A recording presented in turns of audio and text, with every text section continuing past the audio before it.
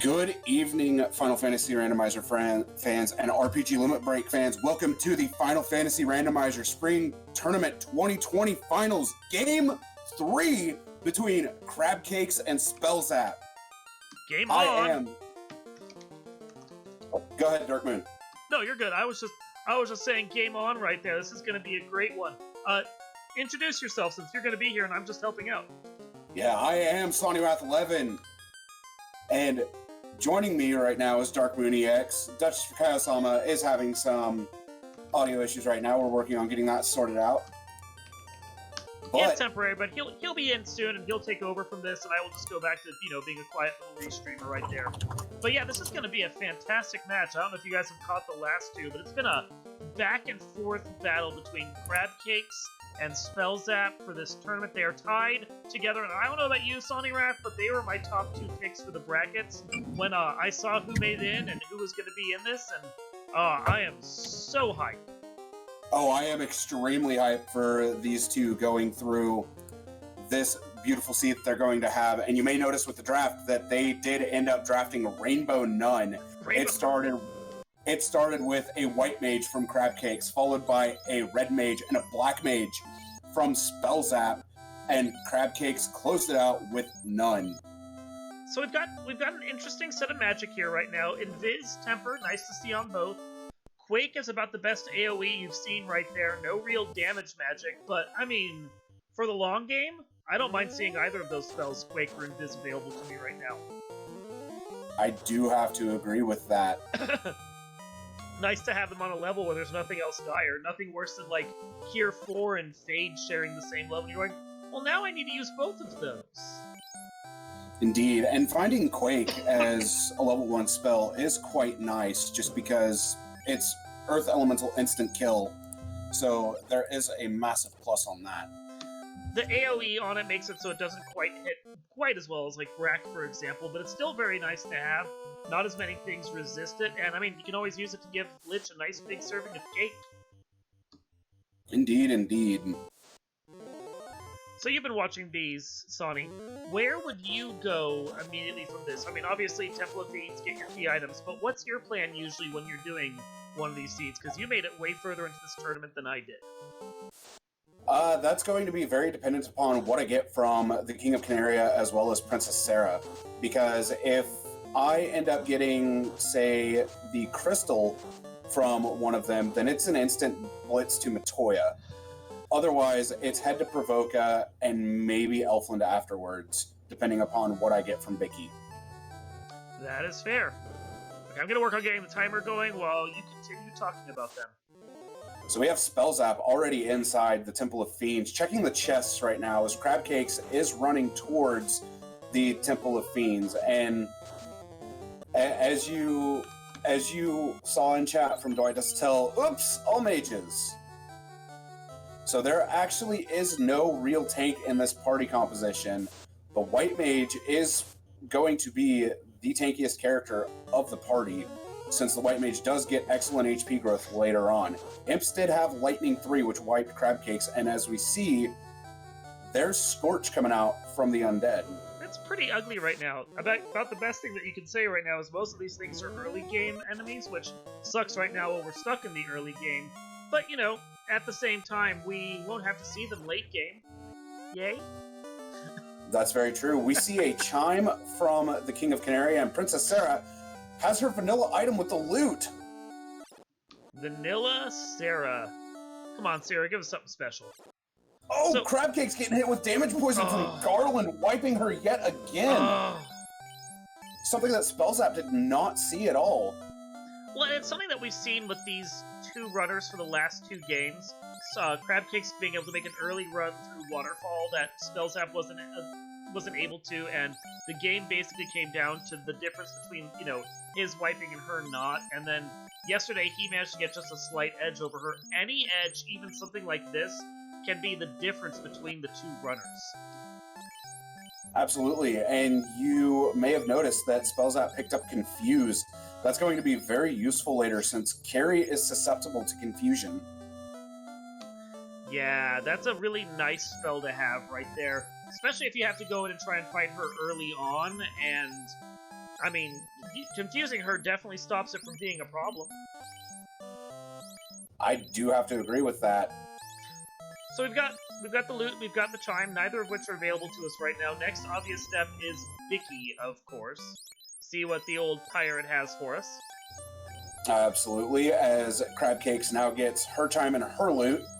Spellzapp stocking up on supplies right now, buying some of the houses, which the housing market, a little bit on the higher end, nothing too terribly bad. 1,600 for a house after the gold that Spellzapp got, you know, that's really not bad.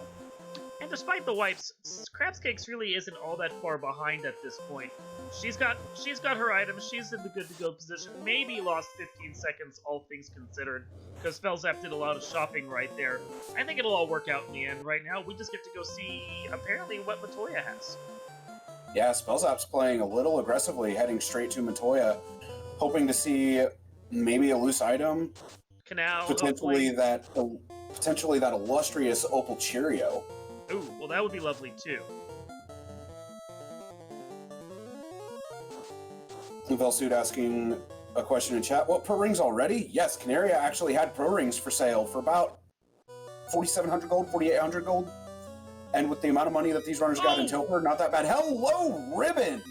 That's already, oh my gosh, we got two massive pickups already with the defense sword and a Ribbon. It's not going to give Spellzapp a huge edge long-term, because you know Crabcakes is going to go hit Metoya eventually, do the turn-in and get that, unless somehow she ends up in go mode without ever having to go to Metoya. But just having it right now is definitely something useful. It makes some of the early bosses a little more viable if you want to go do like a Volcano dive with that Confuse that we saw. It's also just, it's really nice having a Ribbon anytime you get it. Absolutely, and Crabcakes already enters Provoca and finds the town of Lefane. So, at least the location of Lefane has been found, which means if the slab is obtained and Melman's pretty easily accessible, then everything is good. But at the same time, Crabcakes has also found Provoca. Seed too easy, reroll. With Lamp, hey everybody, favorite spell. And Invis 2 available right off the bat. Ice 2 and Warp also at level 2. Warp is great to have. Warp is going to make those Ordeals and Ice Cave plays a whole lot more viable and make them a lot faster to do. Ice 2 being the only AoE spell that we have so far isn't exactly great, but at least taking out the pirates won't be that bad now. Fortunately, that will make it a lot easier, and with the access to level 2 magic as it is right now, that's quite nice to find. And the only question is... A question you might be able to answer for me, in fact, is if we'd only had Quake, would that have worked against the pirates because they're technically aquatic? It should work against the pirates. Probably a low chance, but it should work against them. Ice 2 works better, obviously. Oh, very much so. Yeah. Unless it looks like she wiped to them once or had to reset out or something. Yeah, she did not get turn order at all. Oh, and they have stun touch. That'll do it. So we are still waiting on Duchess for Kayasama to show up. He's having connection issues right now with Discord. Hopefully he'll be in soon, but I am Dark Moon helping to fill in at the time being. Get the slab. So if we find Melman, that's actually going to be a very early loop-up turn-in. Very much so, and that could be a major swing in either player's favor at this point. It all depends upon where the canoe, or not the canoe, the canal ends up landing, I'm sorry. Because words are hard. Yeah. But it does look like the canal is going to be in Marsh. The question is, are they going to have to dive down to the bottom of Marsh, or is it going to be in top Marsh? Based on how the way these seeds have been rolling from the start of this tournament onwards, there seems to be a propensity for it showing up in the top side of Marsh. Wouldn't be surprised if it shows up there. That said, I wouldn't be surprised if Crabcake skips out on it and goes and hits Metoya first, evening out that quote-unquote advantage that Spellzapp has, before we even see them try and dive into Marsh Cave.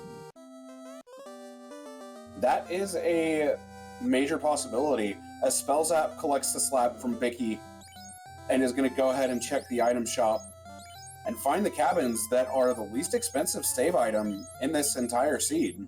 Yeah, cheaper than the tents, you don't see that very often. Also nice to see heals for less than 10 gold a pop. That's lovely. Yes, seeing heals for under 10 gold is absolutely gorgeous. Never a complaint to be had about that. So yeah, the wizard staff is great. She didn't even take it though. Not gonna be able to do that. Confused, doesn't really care.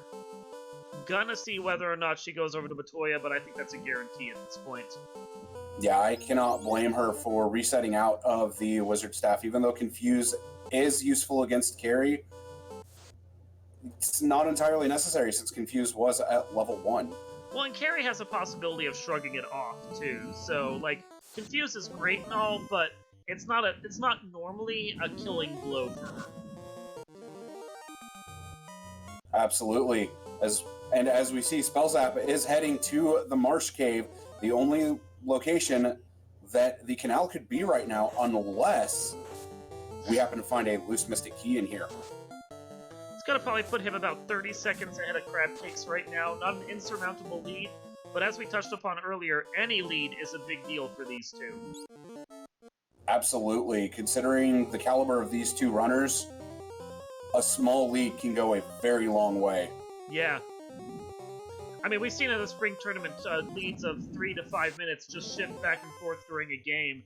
The leads that they have on each other is usually 2 minutes or less, and that's the game right there for them. Absolutely. And we see Quake being used on some zombies and some ghouls, getting rid of all of the ghouls, but the zombies, Resist. not so much. They're resisting it, but Harm 2 is going to come out to finish off those zombies. And that's going to be a decent amount of EXP for Spellzapp, pushing the Light Warriors up to level 6. Get a cabin as our first item from this Marsh Cave. A house. I don't think he's... Houses are lovely, but I don't think he's going to bother keeping it if he doesn't find anything useful in these last 2 chests. He might keep it just because of the levels and the extra spell charges. Gotta walk it out, though. He has warp. He'll be able to warp out. That is true. There you go. And he takes it. So he's going to go ahead. He's going to go ahead and warp out, use a house, save, and reset. And he gets to pocket that lovely 250 gold he got. And now it's time to reset through encounters, burn them off, and then head in on the run inside of Marsh, as Crabcakes is now headed to the Marsh Cave. Well, she's more than likely going to do the same thing that he did. She's going to check that top floor because the odds were there just based on all the previous seeds we've seen. And bat, please. That bat just does not want to move out of Spellzapp's way. Spellzapp doing the bat boogie right there, not able to get away from it. Using that harm too to his advantage though, taking some quick undead kills. Grab a little bit of levels, nothing to complain about there. And now it is time for the bottom of Marsh. Where is that canal going to be in here? I feel like we should have done like they do with Link to the Past Randomizer and do a vote for what chest the canal was going to be in. We missed our opportunity, but that would have been the right time to do it. It would have, and Spellzapp is going to go ahead and continue exploring through here. Well, yeah. I mean, and you don't have the key, but you're here. There's no reason not to. Werewolves have rub. They're just very friendly werewolves. It's a good thing that pro rings were so early on. And fortunately, this spike tile is not all that dangerous this time around. Most of the undead going down, no problem, to a harm 2. Yeah. But there's one ghoul that remained, and Spellzapp's going to quake it down. Well, we saw before, the ghouls were actually pretty open to being quaked. Danger Shield is a nice item. It's just vendor trash right now, though. And it will be vendor trash for the entire seed. Yup. It's a really lovely toboggan, though. Just slide down those snowy hills by the ice cave. So much fun. I do have to agree with that one. So Spellzapp, about 13 and a half minutes in, makes it out of Marsh Cave, no problems. Crabcakes about to run into the canal. There it is. And is she going to warp out, or is she going to check the rest of the chest? She's going to go ahead and check the rest of the chests. Yeah, it's the play. You hate to think that there might be a loose item down here that you forget to grab, and then you spend a bunch of time just bebopping around the seed while your opponent has it. Better to spend a few seconds now and avoid a possible embarrassment later. Unfortunately, one Grey Wolf ended up remaining for Crab Cakes. Yeah, that's harsh. But that Grey Wolf falls into a crack, gets terminated, and is gone. Crab Cakes level 6 across the board, Spellzapp level 6 across the board. Even in levels, Spellzapp slightly ahead right now due to having that canal already and having the ability to explore more. And we're now cutting over to Melbourne now that we're free of the Circle C, gonna go see what we have over here in the way of a town. Not a whole lot else we can do over here right now without the ruby or the rod. Check the top floor of Earth Cave maybe, but this isn't the kind, I don't know about you, but this isn't the kind of party where I'm sitting there going, I need to get an early grind in now and really figure out, like, my levels. I have to agree. Yeah. Dutch Kawasama, are you able to hear us now? If you are there. I saw him trying to connect a couple times, wasn't able to do it. We do have Lock 2 and Nuke at level 3.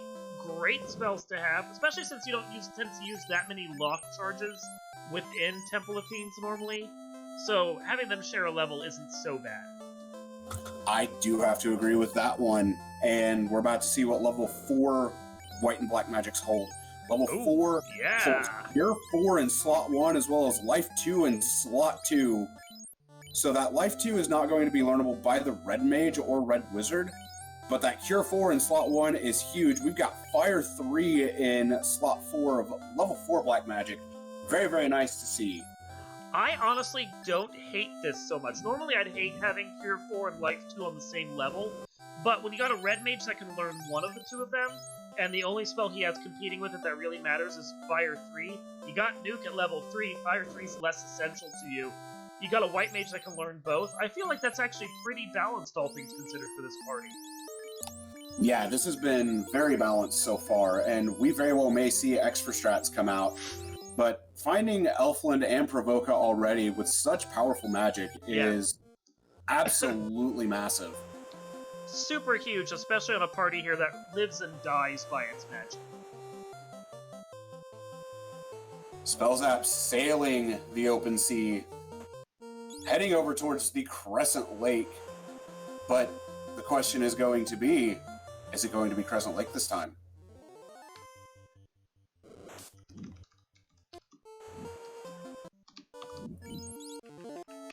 I'm thinking this time we're going to see Melmond at Crescent Lake. I vote Onrak. I'm mean, I know.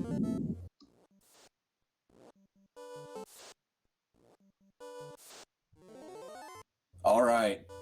Spellzapp going through the nasty part of the encounter table, resetting out of each encounter, making beautiful work of this encounter table. I absolutely love it right now. Not able to get away from these trolls immediately, but does get away. Hey, look! It's Onrak. Yes! Yes! So, you're in this position. Where you're going next? Are you going to go try and do a cheeky bottom floors of Sky Palace play, or are you going to see what's over at the Onrak area, or do you go back to Earth Cave? That's a tough call, but it looks like Spellzapp is heading back to the Earth Cave, I believe. Oh no, he's throwing me for a bit of a loop. Heading back over by Marsh, and sailing area. Back south to go to the Onrak area. Well, he knows that there's got to be something either here that's available to him from, like, sages, for example, if Crescent Lake drops in, or that what he's looking for is going to be over at Earth Cave. I don't think he saved, so, like, while he was on the ocean, so there's a possibility he might try and do a reset check if this doesn't turn up to be anything. That's a big possibility. Something smart you got to do when you're playing this game at the professional level, make sure you know what your reset checks can be. Alright, he walks in. It is Crescent Lake! It is Crescent, so he's going to get a key item. Question about whether or not it's going to be something useful is certainly on the table. But that if there's no shop item, unfortunately. No. And if there's nothing useful here, he is just ceding time to Crab Cakes at this point. Question in chat about why Elfland was so red. That's because it uses the color palette for Melmond.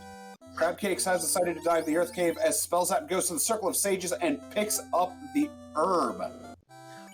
They get an interesting party here on the Elemental tile, the Mummy Whiz Mummy pack. It's the mid-range pack with like a couple Whiz Mummies and mostly mummies on it.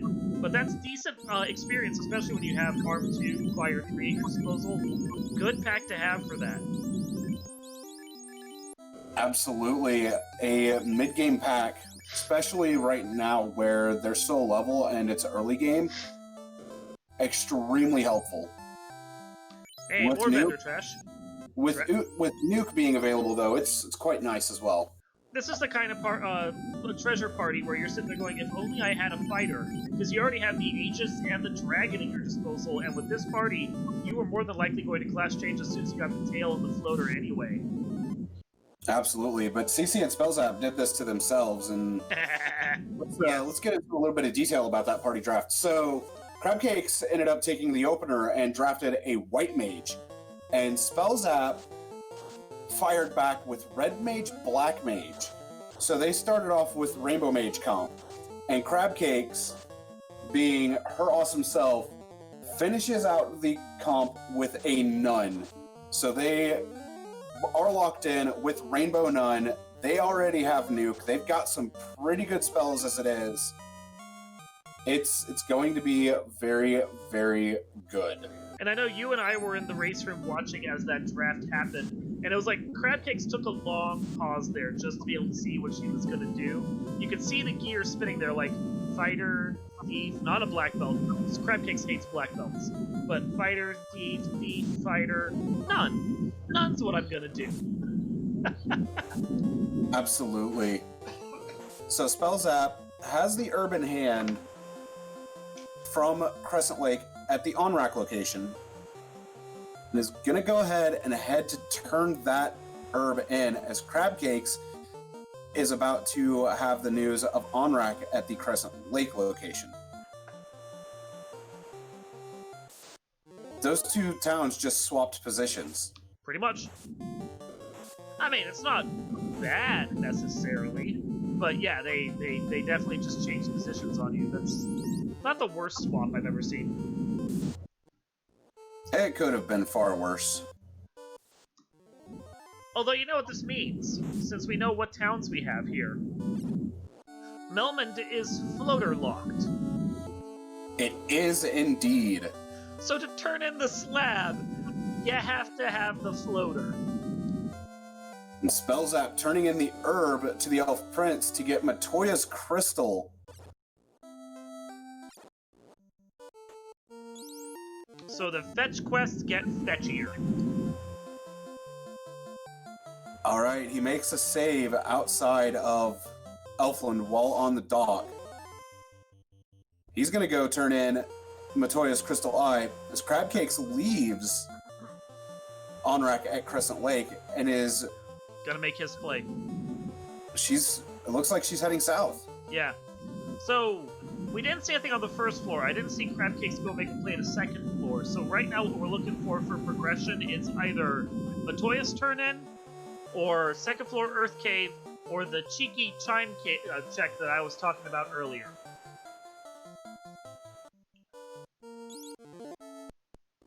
Yeah, the cheeky chime check will be a very good one.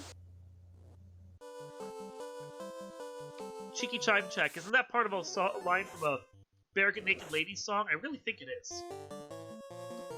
It might be. I'm not sure. And there's also Earth Cave. Oh, baby. We got the Earth Rod from Metoya. Earth Cave is ready to be done. And the only two dungeons that can be dove at this point are Earth Cave and Mirage Tower. And it's just Mirage Tower. No guarantee that the cube is going to be in there. I mean, if it's me, based on proximity, as well as general chest density for the fact that Spellzapp hasn't checked any of the treasure chests yet, I kind of feel like just mathematically Earth is the play.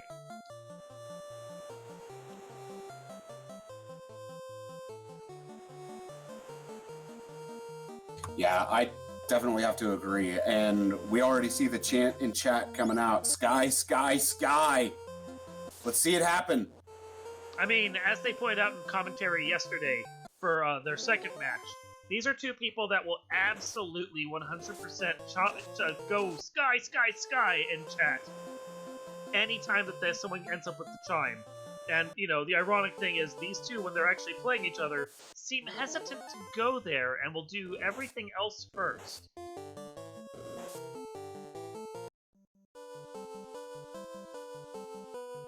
Spellzapp going to go ahead and make the Earth Cave play. And this is a play that I like, especially since he can go ahead and clear this dungeon. Lich might be a little scary, but I think he's going to be just fine. He's going to go ahead and head into the Hall of Giants. Get ambushed by 8 gargoyles, reset out. Exactly the move to make there. Oh, this is lovely. I mean, it depends on how much they have, but for the way of health. But rock goal, that is a great experience fight, and they've got nukes to burn. I mean, depending upon how long he wants to stay there, that could be a grind fight if you actually care. Question in chat. Any loose found so far? Just the loose canal has been found. And Crab Cakes is making the play to the Mirage Tower. We are about to be able to start that chant of sky, sky, sky, sky. If she watched the last 2 races she's had, she knows that Spellzapp's routing is different from her own, and she had to feel like maybe he would have played things differently, and seeing how these checks played out, would see that he probably would have an advantage over her. Knowing that he would probably make the mathematically, not gonna say correct, but likely Earth play, it feels like this is the play she had to make just to stay in the game.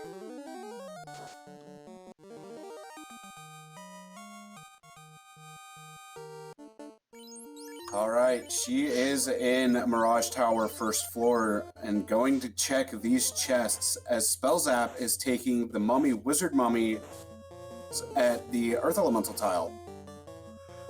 I was going to comment on the fact that as soon as we saw the time when each of them went to Earth 2, we would know exactly who was in the lead at that point, but then Crabcakes went and did a completely different thing, and now we're just going to have to play it by ear.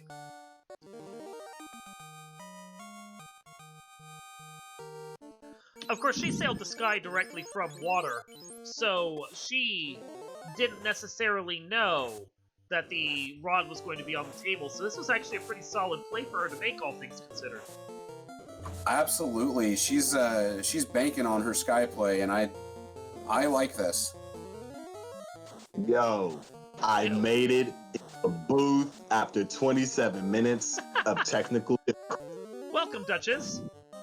And there is Kaio-sama. Cool. Well, what's going on, people? Glad to be here with y'all. It's been fun. I will step out now and let you take over. You guys enjoy the match. Thank you for helping out, Dark Moon. Much appreciated, my friend.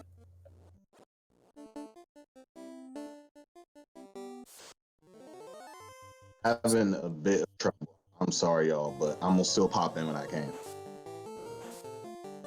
So Spellzapp is going to go ahead and take the Mud Goal Rock Goal tile that he found in the Hall of Giants, get some levels off that, and probably go ahead and finish out Earth Cave, which I'm a fan of this play.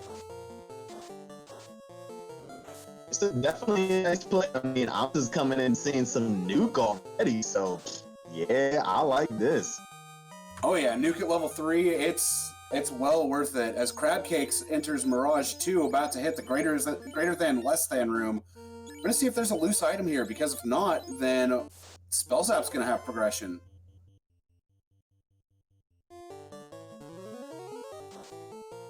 Some money, dragon sword, a house, more money, one more chest, and no progression today, people. Unfortunately, it looks like Earth Cave is the play. Spellzapp is in the correct area. So, unfortunately, a little bit of a bust there for Crabcakes. Making you sweat a little bit.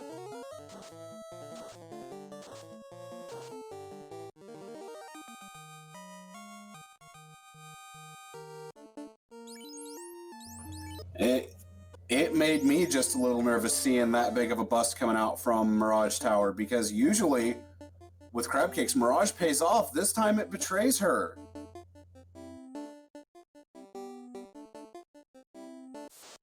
But Spellzapp ready to continue diving here in the Earth Cave. Working with some decent armor. Poison Touch Gargoyles. He didn't get ambushed by him this time, but he's not getting the greatest turn order.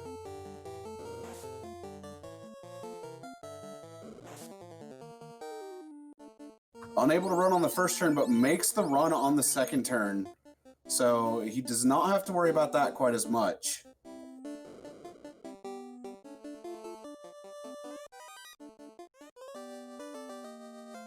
And there's the loose canoe for Spellzapp on Earth Cave, second floor.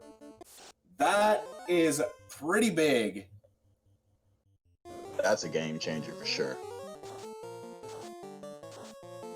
Crabcake's about to get the crystal from the Elven Prince. She's not going to be too happy about this fetch quest because it's going to lead her directly to Earth Cave. But this is what happens. You make a play. You got to live with the results, right? Absolutely, but with the caliber of these two runners, it would not surprise me if Crabcakes does catch up to Spellzapp. Surprise me either. I mean, her menuing is just absolutely ridiculous, and at this level, this is some of the differentiators in terms of minutia of degree of between the runners. You know? Oh, absolutely. Shout out to air, by the way. And he gets about 20,000 gold out of these other chests here on Earth Basement 2. He's going to go ahead and warp out and save with that canoe. Not that I can blame him. That's a pretty big find. Indeed, it lets you go ahead and everything's open. Minus what's floater locked. Which we know the floater is going to be required to translate the slab. Because Melman will either be at Gaia or Lefane itself.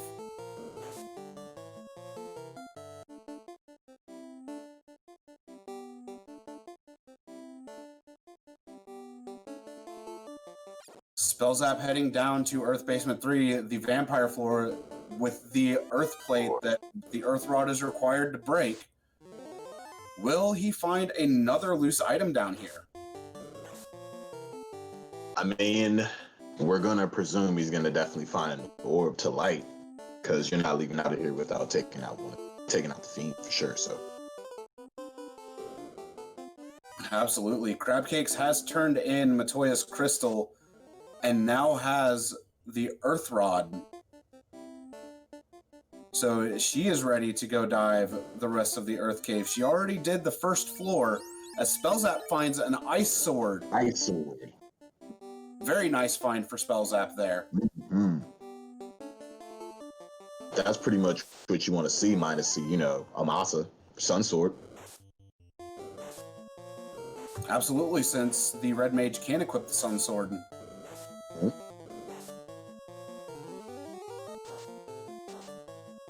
Question in chat from Blaze11. Who's winning? Right now, Spellzapp's got a bit of a lead on Crabcakes, but it's not one that's too big, so we're pretty even, all things considered. For Spellzapp from like an unrunnable, nuclear something could easily put CC in the lead. So, I mean, but at the moment, he does have a progression lead in terms of finding the natural items that are a few floors. Absolutely, and Spellzapp hitting level 15, looking pretty good right now going through the rest of this Earth Cave. Mm-hmm. And looks like we'll be coming up to a speed bump pretty soon. Wait, there are speed bumps? Indeed. Get your driver's licenses out, people. If you're on your permit, make sure you slow down. Don't go flying over the hump. That is a speed bump. Unfortunately, Spellzapp losing the Black Mage there for just a brief moment. But bringing it back up Looking at this speed bump, throws out a Harm 3. Harm 3's not going to get it done. Oh, but it finally did get done. And there's a pure pot for their troubles. Now this spell composition I'm seeing already looks magnificent. We've got access to life 2 already. We've got harm 3. We've got nuke. Is there any cure spells? There is cure 4 at level 4 as well as life 2. So oh my goodness, you don't want to see them on the same slot, but you're not mad, you know? Yeah, absolutely. And question in chat from Kavalkin, is this a 3-game series? The answer to that is yes. This is game 3 of the finals. Crab Cakes took game 1 with a Thief, White Mage, Nun party composition. And then game 2, Spellzapp won that with a Double Fighter, Double Black Mage party composition. So now it's game 3 where they have Red Mage, Black Mage, White Mage, Nun. All the chips for the Monte Casino are on the table, y'all. This is the final match of the Final Fantasy Randomizer Spring Tournament 2020. This is for all the chips. Both of our runners have gone all in. This is it.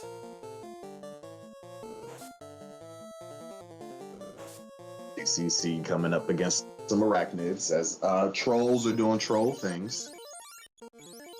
The trolls do have stun touch, so that is one thing that I know Spellzapp is not happy to see. You don't. Oh, but these wizards with lit too, that's another nasty thing to see, especially this early on.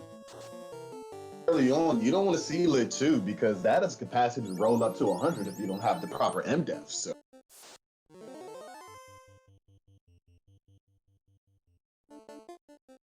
Absolutely true, but they do have at least one ribbon. So excellent.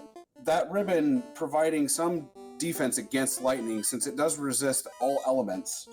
And that's a free gold bracelet in a box. There you go. Gold bracelets in a box. If only life was so easy, right? I have to agree with that one, my friend. Imps did have Lightning 3 as well, so that was pretty nasty. That's nasty. That's just rude, actually. Spellzapp in a bit of a sticky situation does make it out of the encounter with the wizards after getting 2 of the party members struck down with Lightning 2. I don't know how I feel about that, actually. I might have walked it out with just the red mage up. Knowing that tile could come again before I potentially hit Lich, but that's why Spellzapp's the OG. He's like, nah, I know where my encounter table is. We about to hit Lich. And Quake comes out against Lich, ineffective. Free turn. Another Quake coming out. Fell into crack, terminated on Lich. Spellzapp has his first orb lit at the 37-minute mark. You can't beat that, people. Second turn crack, that's the way to go. First time he was like, I don't want to get into that. But the second time he's like, my addiction is just too great. Let me get some crack. And lo and behold, people, never touch it. It happens.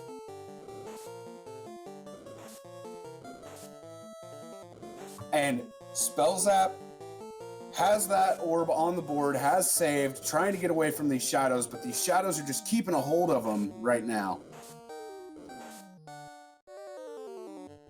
Shadows are doing annoying things. Undead can easily be extremely annoying alongside lobsters. We all know the seafood party pack is disastrous. But we will be seeing that later. The infamous. I wonder how Crab Cakes feels about the seafood party pack. We should ask her. That's a good question. Spellzapp finally making it away from the Earth Cave, back on the ship, heading out to the sea. He has so many options open right now with Ice, Mount Gulg, Ordeals, Waterfall.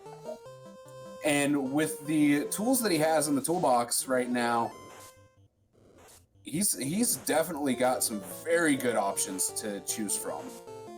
I mean, you can go orbing, you can go chest density. It's really just a matter of what's most important to you, right? If I'm him, I might go over to Volcano. We're gonna get a bunch of chests, and if I can also come out with something else that might be loose and another orb, I'm feeling super good. But it is a risk. If you don't find anything there, you don't find anything there. It is. But Spellzapp is making the play that I personally like to do, and he's playing the incentives. The incentives. It definitely is the play to make. I mean, you can't necessarily go wrong with incentives because you're obviously going to get the experience bonus. I'm thinking more of, I'm playing an opponent, it's for the money, let me do something just totally different. Because what if you find the loose that potentially allows you to just kind of no mode and or go mode? But Rando gonna do Rando things. That is very true. Spellzapp burning some encounters. Gonna enter Ordeals on one of his hero runs as Crab Cakes is in Earth Cave Basement 4. She has her canoe from Earth Cave Basement 2. Spellzapp messed up his encounter minute for just a moment, but Crab Cakes definitely looking good going through this Earth Cave. Spellzapp inside the pillar maze, which is completely randomized. It's never going to be the same. So we'll have to watch him, see how many mistakes happen. Indeed. We do have access to warp though, correct? Warp was level 1. Excellent. So that's not going to be too bad of a mess up if we've got a warp back. So, shout outs to Poison Effect Show. Spellzapp curing the poison, getting rid of that as quick as he can. I'm sorry, Warp was level 2. I was 1 level off, but even still, it was very early.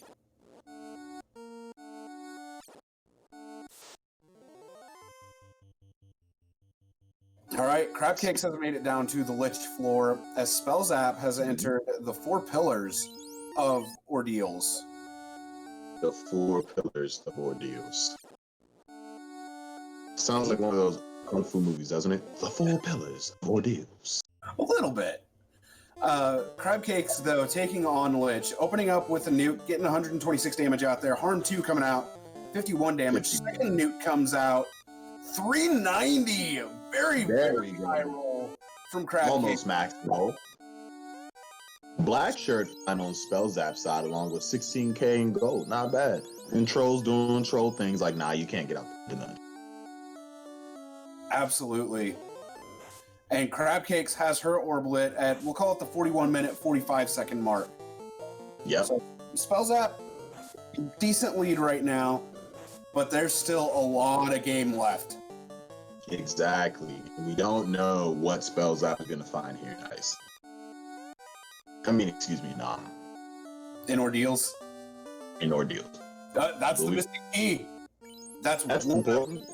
That's the other item that's required for Temple of Fiends Revisited outside of the loot, which was picked up off of Princess Sarah. So, Spellzapp has the 2 items required to go through Temple of Fiends Revisited. He just needs to get the rest of the items to clear out the Fiend dungeons. That is huge for Spellzapp. If CC doesn't make the same play, then. And just like that, Spellzapp is going to be out of Castle Ordeals and have that key in hand, making a huge, huge play with going to Castle Ordeals first. Galaxy Brain.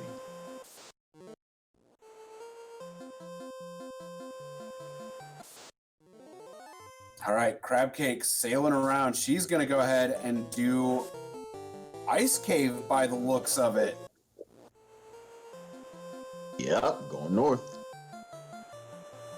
I like this play from Crab Cakes as Spellzapp sails west towards the waterfall. Another play that I'm a fan of. With the levels that these runners have, both of these dives are going to be quite easy and relatively quick. Indeed, we've got Fire 3, we've got access to Harm 2, Nuke. We're fine. Ooh, the wizards were dazzled.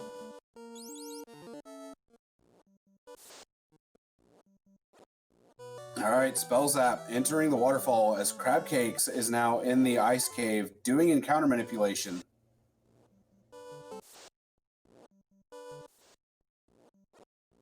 Question in chat from Kavalkin: is Quad White Mage the worst party composition? Ish. It depends upon what spells you get with Quad White Mage, but outside of that, probably not.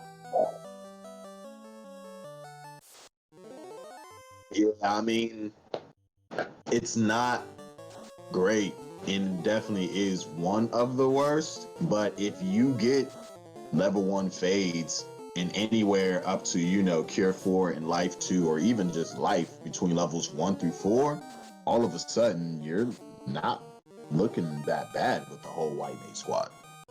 Crabcake's using the warp trick to pull out the TNT from Ice Cave as well as a ribbon. That's a good find. And a beautiful, beautiful tile found by Crabcakes. Gershark Big Eyes. Lots of EXP right here. Exactly. Now the question is, will CC go directly to turning that TNT, or will she still go hopefully to try to find something like the key, so then she doesn't have to double it? Look at that robot's positioning on Spellzapp's screen. Spellzapp got what I like to call the God Bot, because he's just right there at the door, Right there, ready to greet you. Monster Mute and a baby toy? Woo! You sitting pretty right now. Masa, defense, Bane sword. Oh! Wizard staff as well, black shirt to check out. Did he talk to the robot? He got the Oxyale from the robot. That is one of the required items for getting the 4 orbs lit. But he has put that Maza onto, I want to say, the White Mage. Very good play, actually. Very good play, because it allows you, if nothing else, you know your white and your black are going to be able to do something offensive anytime they need to. But if you need just that extra chuck of, you know, chip damage anywhere up to 100, I think it's actually a very smart play to put it on the white mage. I have to agree, and chat's already pointing it out. It's White Samurai time. Because the White Mage with the Mosmune and the defense sword can get almost anything done. Exactly. I mean, if we find a power bonk. Unfortunately, we don't get to see Will Bloodworth's favorite sword in use, the katana, for the ninja, because unfortunately, they didn't draft a thief. Nope. You ain't running away today.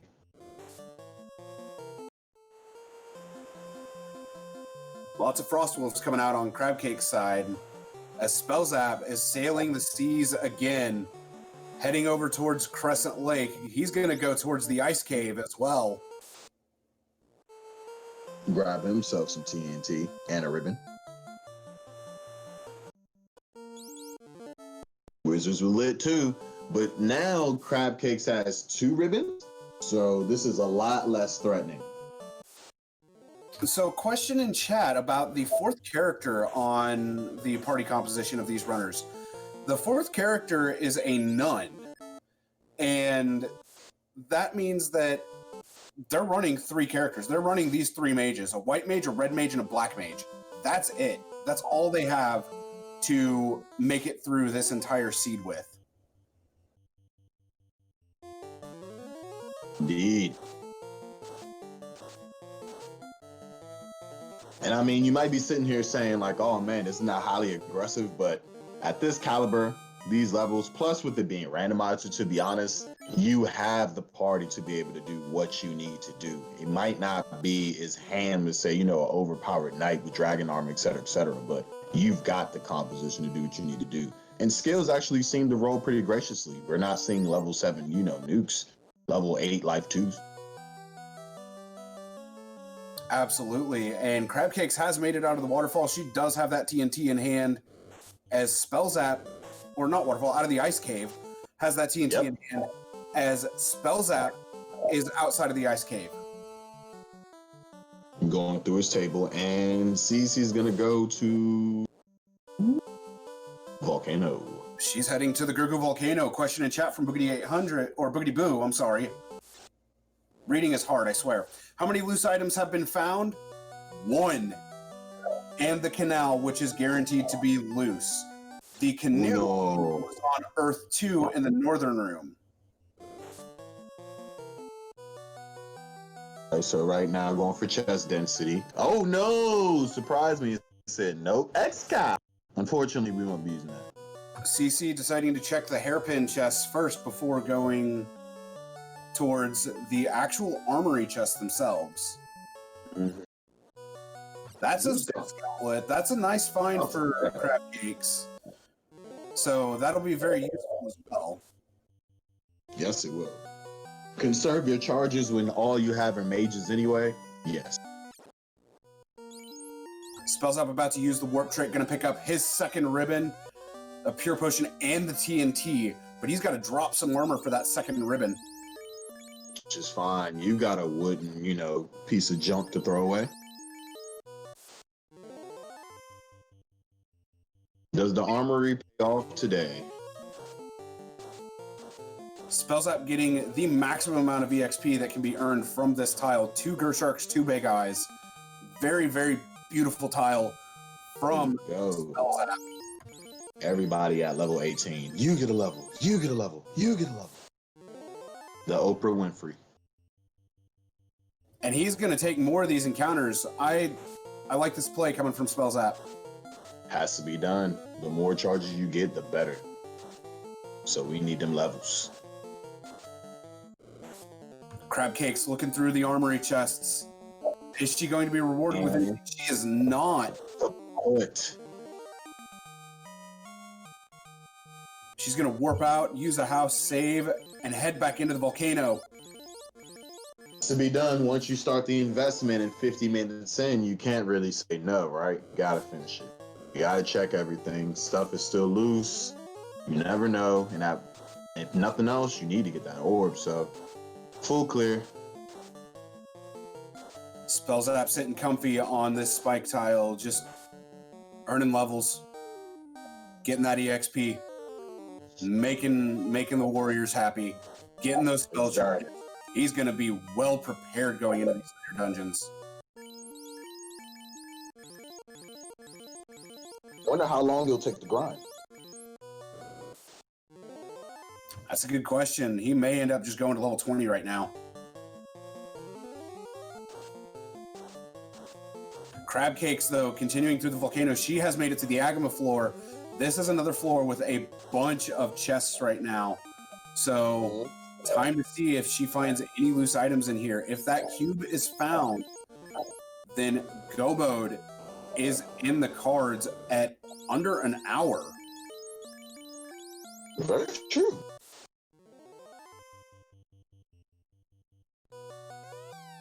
We're hoping for something if we're CC.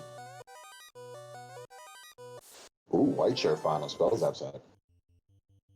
Falchion onto the Gurworm tile, which has been replaced with Sea Snakes, and finds 2,000 gold. Nothing yet for CC, but she's going to go ahead and heal up and continue going through this dive as Spellzapp is checking the bottom of the ice cave, finding that pro ring.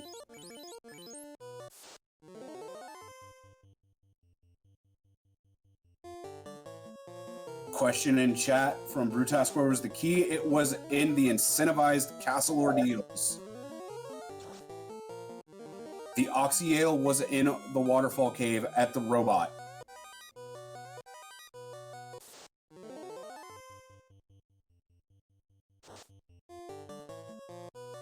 If you're CC, you're kind of sweating right now. Spellzapp is just more doing due diligence. If you're Spellzapp, you don't necessarily feel great with your opponent being CC, but you don't feel bad. You're just doing what needs to be done. All right, Crab Cakes checking the last few chests of the Agama floor. Finds an ice armor, 867 gold. Only 2 chests remain on this floor, one of which is guarded by the Agama tile. Mm-hmm. Great axe. And the Agama tile is Chimeras, and that's a coral sword. Ouch. So you're gonna check the red D chest as well. You pretty much have to.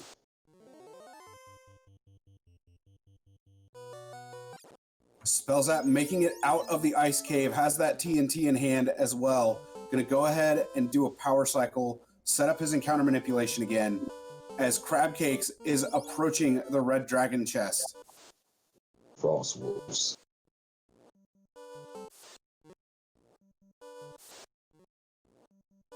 $18.37 makes another appearance. All right, Crabcake now ready to go onward to carry and take her down, lighting her second orb, moving some equipment around, making sure things are good to go. Spellzapp is also going to go to Volcano, so this is good for CC in the sense that right now she can also she can make up a little bit of time because Spellzapp is going to obviously go down this chain as well and check all the chests, etc., etc.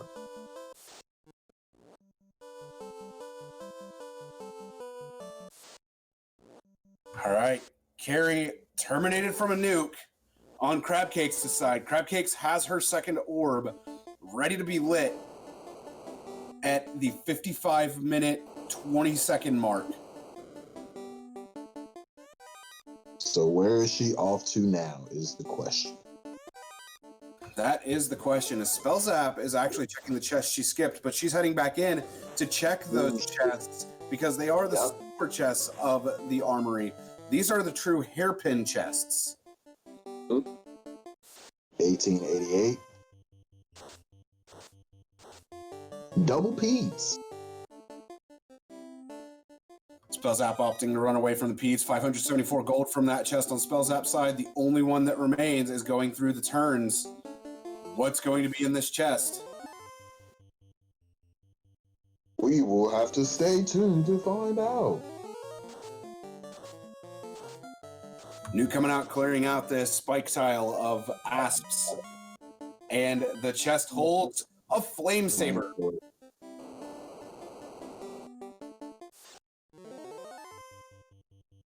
Oh, Spell gets the stuff done early. He's like, I don't want to come back. I'm doing it now. I'm going to check every chest anyway.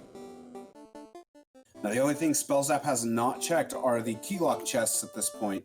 Crabcakes does need to go over to Castle Ordeals and the Waterfall in order to pick up both the Oxy Ale and the Mystic Key. Yep.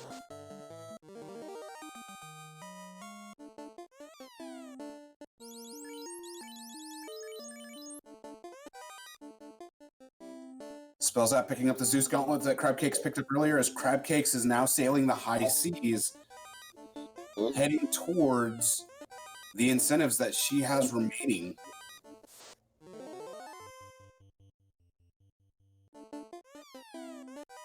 Now, if she somehow goes, if she goes somewhere different and finds a floater, that could give her an advantage in terms of mobility.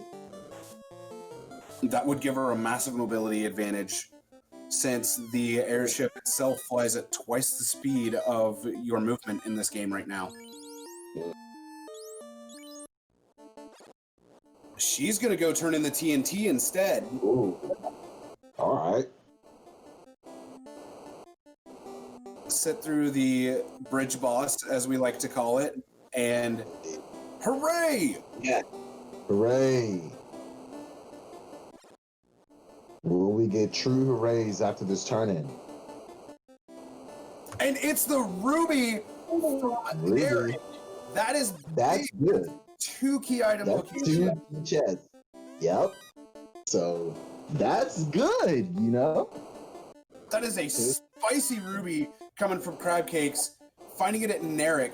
She's going to head over towards the Titan's Trove to check that, as well as check Sarda himself.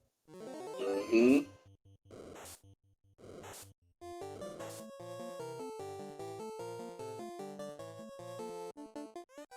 Crabcakes nearing the Titan's Trove, making a save outside and heading directly in.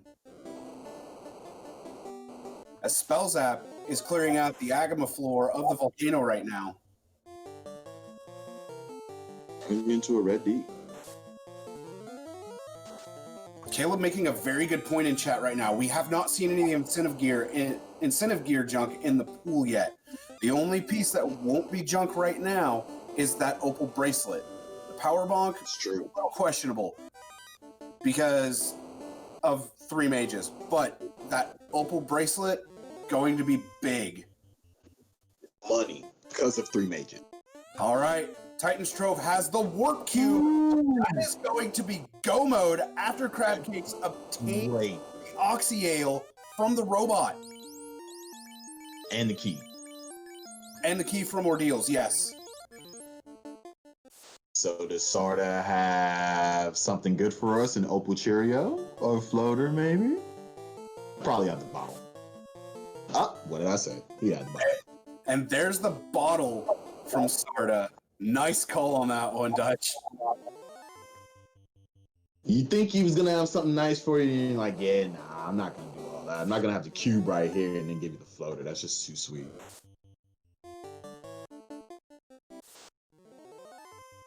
So CC has to pretty much galaxy brain. Go to Ordeals, find the key, go to Waterfall, get that Oxyale, and then it's time to mash it out. Now Spellzapp is on his way to defeat Carry, and Carry's gonna be his speed bump. And Spellzapp already has that advantage. So if he makes the same play, then he's in go mode.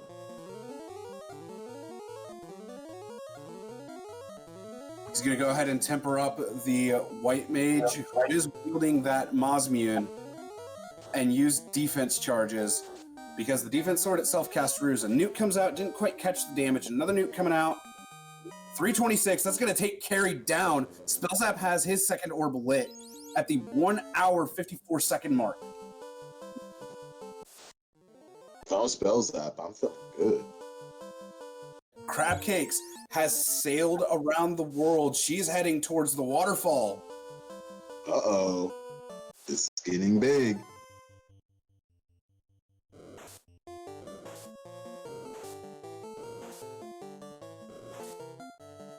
She's going to go check the caravan first before actually heading into the waterfall. Not a bad. I like this. You might forget it later, and it might be holding on to something. So. And not today. But we can still get some heal pots for now. She is going to go ahead and simulate the caravan's economy with buying heal potions at 9 gold a pop. Which, Support your vendors. you know, I got to say, that's one of the lowest prices I have seen heal potions in all of these seeds. Mm-hmm. Spellzapp going ahead and entering on-rack at Crescent Lake. He's going to go ahead and get himself ready. And I believe he's going to go ahead and dive the Sea Shrine. Yeah, now the thing is, though, he's going to go to Mermaid side.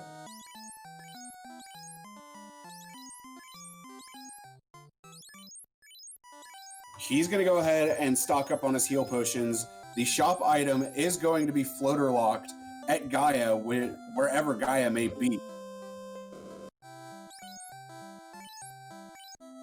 Finding level 7 fast that he cannot learn just yet. He's going to go ahead and warp out and make a save. And leave that for another day. It's good, Spellzapp. You're making the right play, to be honest, mate.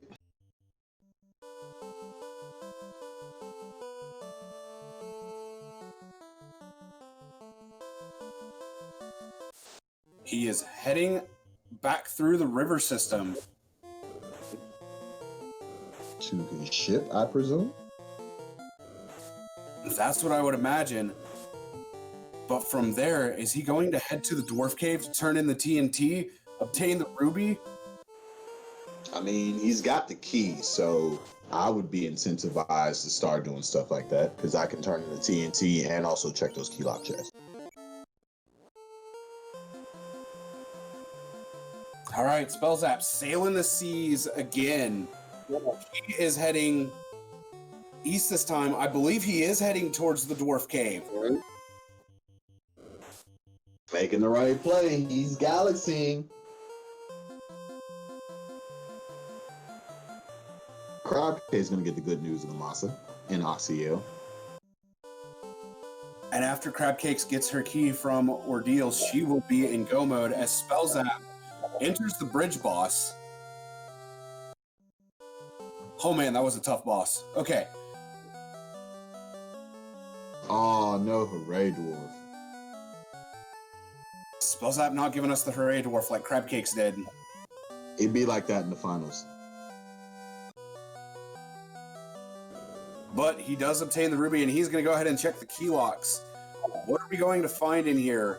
Soft appear, 5,000 gold, another 8,000, 6,000. A whole bunch of nothing. Zilch.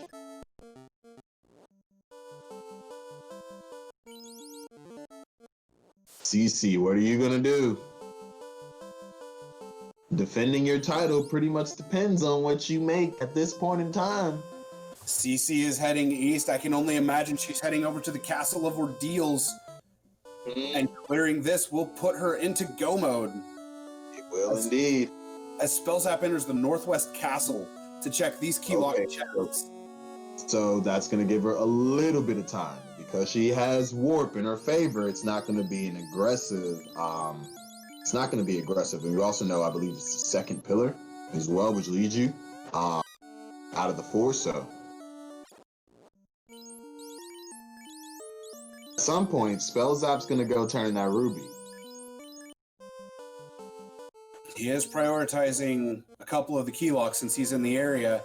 And after getting that ruby, he is heading over towards the Melmund area to walk over towards the Titan's Trove and turn in that ruby. That's it. It's coming. He did pick up a Pro Cape, 2 of them in the game, providing a little bit of extra protection towards the mages themselves, or the white mage or the black mage, since the red mage, after promoted to the red wizard, can equip a buckler. So we're seeing it right now, people. And this is actually what you want to see. Like, they're at the top of their game. This is the finals, game 3. And it's not coming down to just a 5-minute slaughter. Like, anyone could win this. Yeah, this is still anybody's game. Spellzapp saving outside of the Titan's Trove, heading back in, going to pick up the chests here.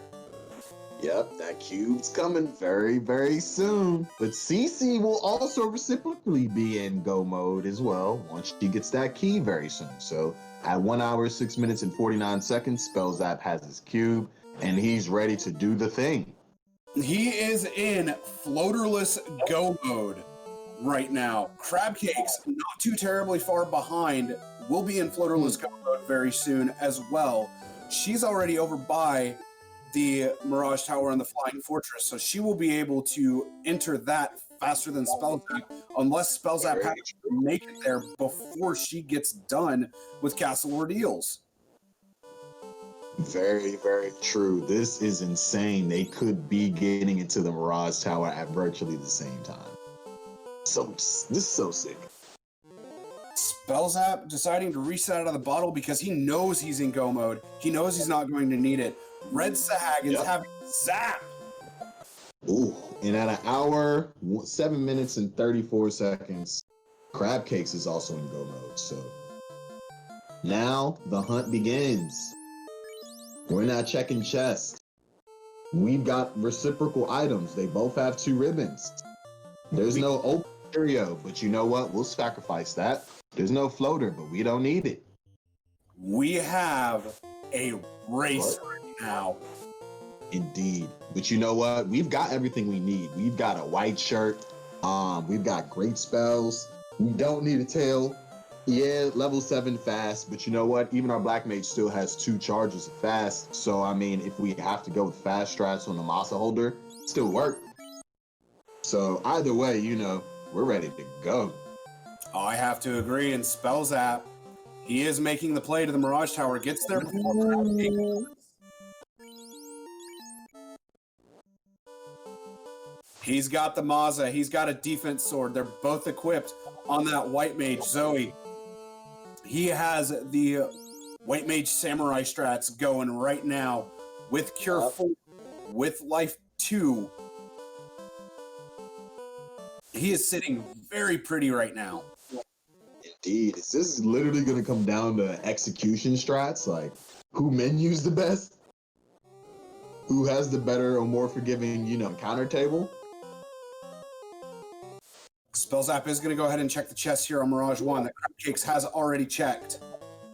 So that's going to cede some time back. Now that's interesting. So Spellzapp right now might not feel 100%. I surmise he isn't going to do any more checks other than greater than less than, and maybe some greed checks up in the sky. So I'm presuming he doesn't feel wholly confident. But that's not to say, he's not ready to go. It's just, hey, if I can, spend virtually 57 more seconds in checking chests to find something, it's not a bad time to get back to the game. I think I know what he's looking for, actually. I think he is looking for the floater and the tail because fast is promotion locked.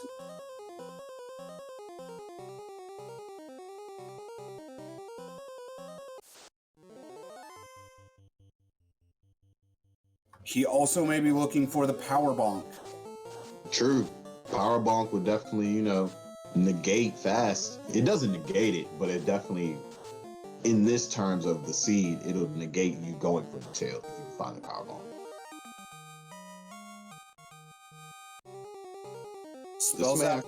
Spellzapp really solid on levels right now. Crabcake's running into a blue dragon, one of the rare encounters of the Mirage Tower. Now we know Cece's a huge fan of the walking grind. Minus, that one time she had those black belt. I had black belt. She had to do what she had to do. She's a big fan of the walking grind. So I imagine she doesn't mind, not being at the levels that Spellzapp's at, even though she would know enough. And when you go through Sky, you're gonna at least get 2 levels. That's without a question. You're going to get in so many encounters going up the tower, you're going to get at least 2 levels. Spellzapp burning off encounters, making sure he's on the longest run he can be on entering Mirage Tower again.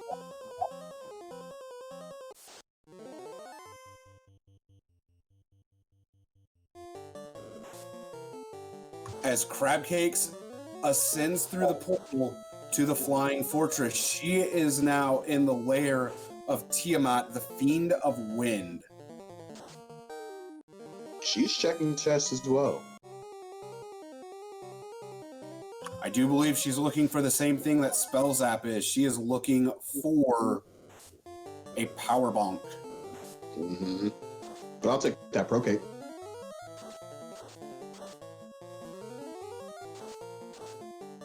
I missed what Spellzapp did, unless you're talking about him warping out of Mirage 2, burning off a few encounters. And that was to manipulate where he was on the encounter table. Mm-hmm. Black shirt doing work on the nightmares, or whatever, the mad ponies. Ooh, damage poison. You don't want to see that. All right, Spellzapp has ascended to the floating fortress as well, using that warp cube, as Crabcakes is on the asterisk floor, or Sky 2, or Sky Spider, as some call it as well. She's going ham. She's like, I go hard in the paint. I'll take a couple greed tests. Otherwise, forget it, baby. She's checking her 4 chests and gets rewarded with a stick. Yep. All right, I understand this. You only see it about a minute and some change, even if you run into an encounter. You're getting all these chests, so. Spellzapp checking all the chests. He wants to find a power bonk. Mm-hmm. Can't blame him. Right axe and Game Changer, the Vorpal. Le Game Changer. Vorpal time. Both katanas here in Sky Castle. I'll take that mage staff though. That's a free fire too.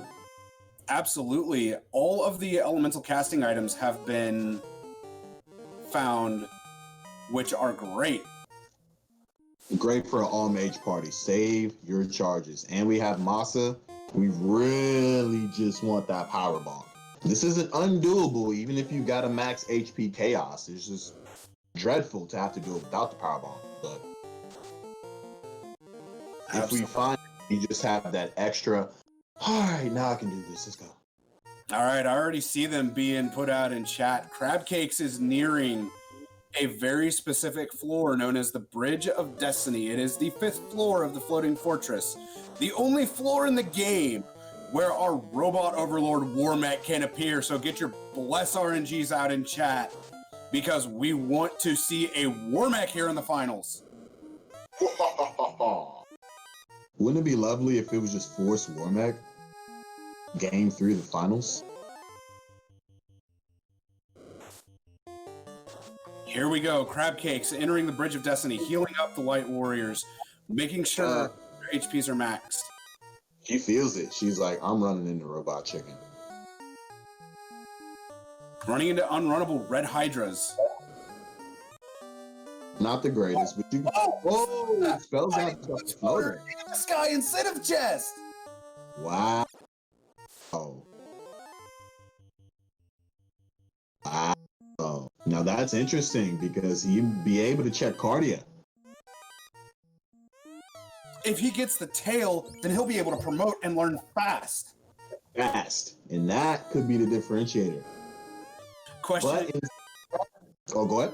Question in chat from Nemesis678. What the heck is the floater? It is the Levistone in the more recent versions of Final Fantasy. It is the stone that raises the airship out of the Ryukon Desert and allows these runners to fly. Think of it as Wingardium Leviosa for FF1. All right, Crab Cakes has entered the Tiamat fight. And she's going to start off raising defenses, throws out a nuke for 187. Comes out, lit 2 from Tiamat, not doing much damage. More ruse coming out, more nuke coming out. Dark comes out from Tia, and not going to do much of anything. More nukes come out. We see 107 from Rudy. The mage cast nuke, 101. Tia did resist both of those nukes. 102. 3 hits for 85 from the Mosmune. Another nuke coming out, 115, as Spellzapp also enters Tiamat. He's contemplating using the Bane Sword. Fire 2 comes out from Tia on Crab Cake's side. The White Mage Zoe swings, doesn't do enough damage to kill Tiamat. Nuke comes out, 145, not going to be enough. Another nuke comes out, 123. This Tia has a lot of HP. 372, another nuke coming out from the Black Mage, 182, terminated. That's interesting, though. Spellzapp caught up quite a bit, even though he checked a lot more chests. And Spellzapp's getting that damage out with the Maza now. That was 3 hits for 288. Nukes are now coming out. 3 hits, 441. Spellzapp's going to get this done a bit quicker than Crab Cakes did. Crab Cake's going to enjoy some steak. Spellzapp 3 hits, 383, takes down Tiamat. He's got his 3rd orblet just behind Crab Cakes. This race is extremely close right now.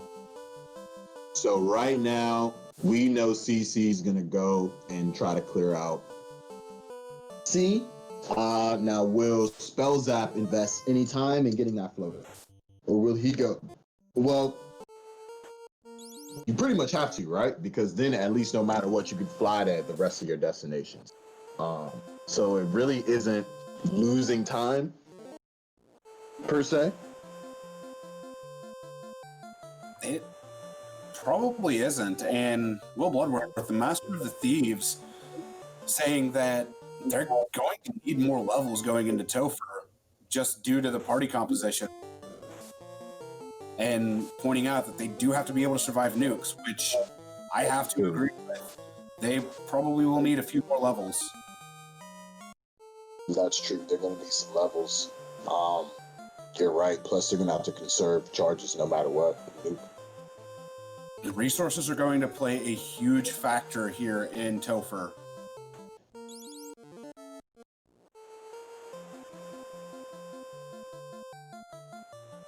That's Question really big in that photo.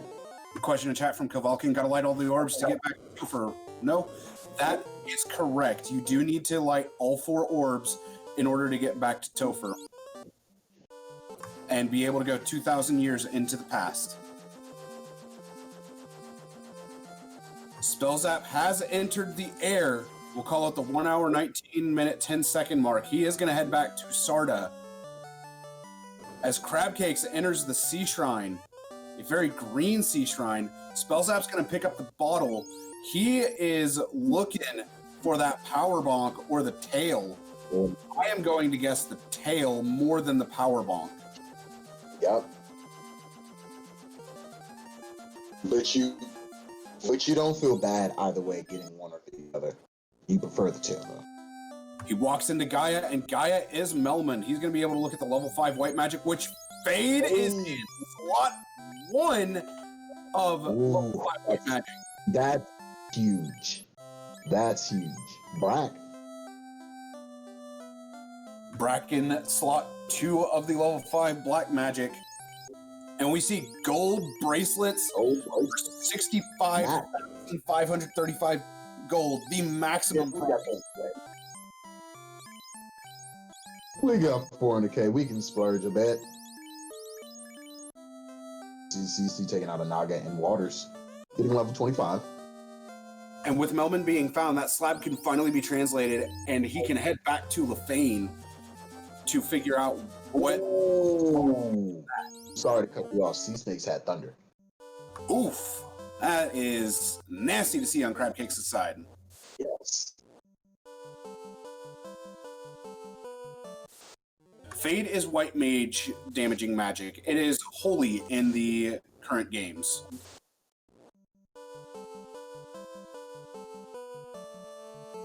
That's good for Spellzapp because that's two characters that can add another offensive spell to their list. So more charges.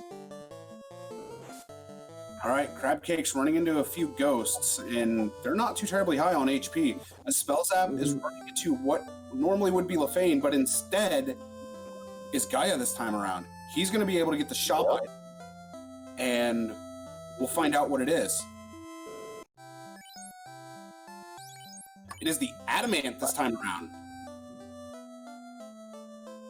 Question in chat, what is Topher? It is Temple of Fiends Revisited. And Quad X is power word kill. It'll kill any enemy that has 300 or fewer HP remaining. As Spellzapp picks up the Opal Cheerio from the fairy in Gaia. Adam is kill. Crabcake's already at Kraken's floor. She is going for the win right now. She wants to be a repeat champion. Absolutely. So this is a centrifugal moment in terms of strategies, is making sure equipment, skills, and everything at max gonna be the way to win, or is it expediency? Go, go, go, go, go. And Topher is the great equalizer, so we're gonna see. Yeah, that's going to be the question at this point, is what is Topher going to end up giving these runners? As Spellzapp goes to Lefane and picks up the Thor's Hammer, which means that the Adamant is going to lead to the crown, which then should lead to the tail, if I'm not mistaken, unless I've miscounted those items. That should be it. Looking at everything. Yep. Yeah, we could have loose bonk or tail, so I have not counted the loose items correctly, but I've been close. This is either going to be the tail or the power bonk, both of which are going to be quite useful. It's the power bonk. Well, after all that, you wanted the tail. You really did. But you know what? At least now you can go hard in the paint on your white samurai strategy. You know what I mean? And you also picked up Fade for 2 of your characters. I think that's exactly what Spellzapp was looking for, though. As he is going to head back into Northwest Castle and check these tiles, he's got almost every key item available as Crab Cakes is taking on Kraken 1. The final thing. So Kraken, bodying the red mage though. 7 hits, 398. So we got Ruse, also white shirt coming out.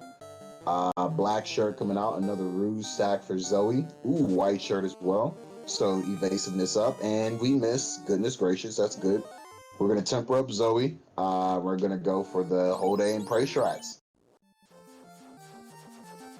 It's time to see how much damage can be done.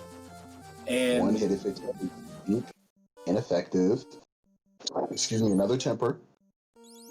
Get Zoe up there. Another swing. 2 hits, 292 with a crit. All right, that's not doing bad damage at all. 3 hits, 309. Nuke coming out for 376. One more swing should do it. Another nuke, 189. The swing from Zoe, 3 hits, 159. Terminated. 1 hour, 25 minutes flat. DC is lit all 4 orbs. And now she is ready to sail, not fly, over to Topher.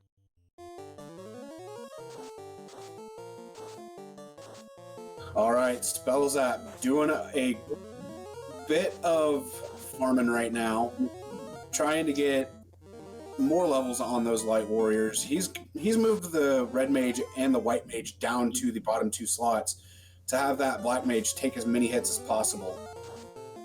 Very smart. I mean, the black mage is going to do what it needs to do. You got enough charges of everything black mage wise for offense.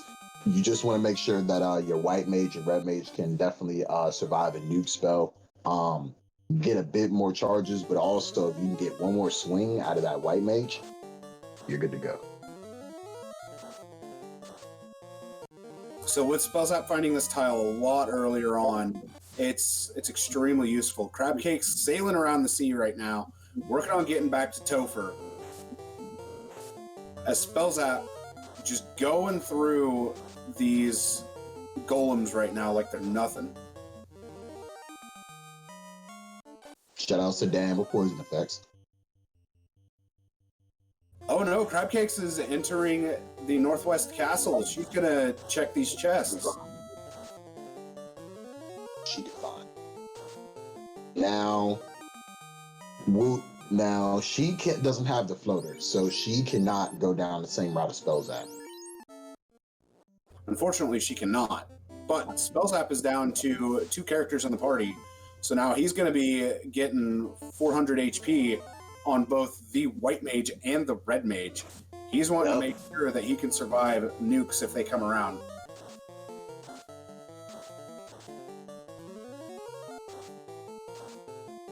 Surviving nukes and holding on to tempers is going to be huge.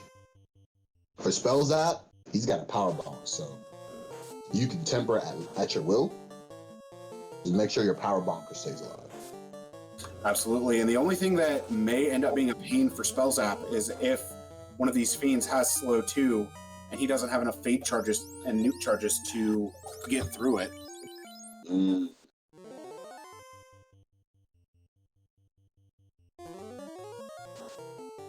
CC warping out. Is she ready to do the thing? That is what I am wondering right now as well, that she's ready to do the thing. Level 28. So what level will the white mage get an extra swing? Will it also be level 32? Ooh, I don't actually remember that one off the top of my head. Crab Cake's giving us 3 hoorays! Hoorays! Hooray, Dwarf. For the people, that's basically her flexing her championship belt. She's like, come see me in the ring. We got 3 cheers from Crab Cakes. Shout outs to the Hooray Dwarf, and thank you, Crab Cakes, for the triple hooray. Will we see the legendary victory lap on the finals of the finals? Maybe I'm hoping for too much. Get your overrunners in chat. All right, Crab Cakes has landed. Spellzapp landing outside of Crescent Lake, which holds Onrak. He is about to be ready to dive the last Fiend dungeon. I'm gonna go buy some, actually gonna go check these key lock chests real quick, actually. Then get some heal pots and be ready to be on. All right, Crab Cakes checking the Canary locked area, finds the third ribbon. It's worth it. So you know what? She's not gonna find a loose power bonk. That's what she wants. We know where it is. But hey, you got another ribbon. It's gonna give you massive protection. So from there, what you gotta do, get those heal pots and give it a whirl, you know? Going up.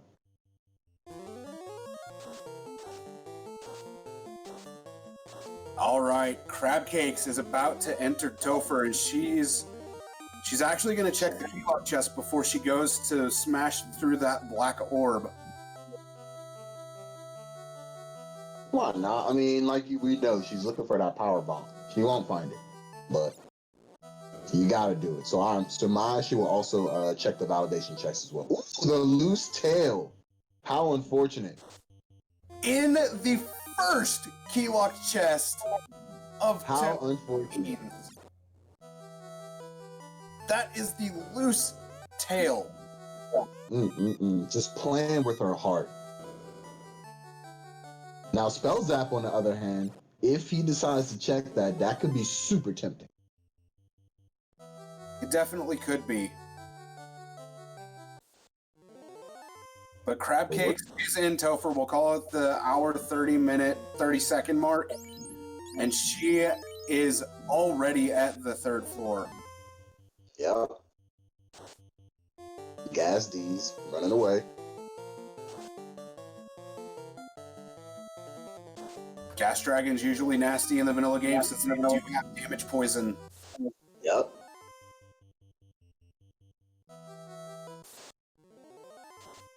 Running into an 8-pack of Badmen. This is a They nasty... are runnable. Oh. But she's not able to run away. This could spell demise for Crab Cakes. The Spellzapp is approaching Kraken 1. Ooh. Yeah, that Badmen were not good to see. Crab Cakes with a minor lead right now as Spellzapp approaches Kraken 1, heals up his life warriors, switches party formation, and pulls Kraken 1. Now, CC just needs an incredible period through the encounter table, and the Fiends just have to not have crazy skills, because unfortunately, you're not going to have the pleasure of being able to just take out Fiends in, 3 or 4 turns. You're going to see something. So hopefully they don't have nothing dangerous. You're looking at, please fire me. Please lit me. Don't tornado me. She uses the loot and breaks through the plate. She is now at the back of the Temple of Fiends Revisited 2,000 years in the past, looking to seal this series against Spellzapp and reclaim her champion title. As Spellzapp gets his 4th orb lit at 1 hour, 32 minutes, and 37 seconds, and he is off. And unlike CC, he's gone through a trail where he has the power bonk, actually. And if he goes and checks that one chest, he could go turning the tail.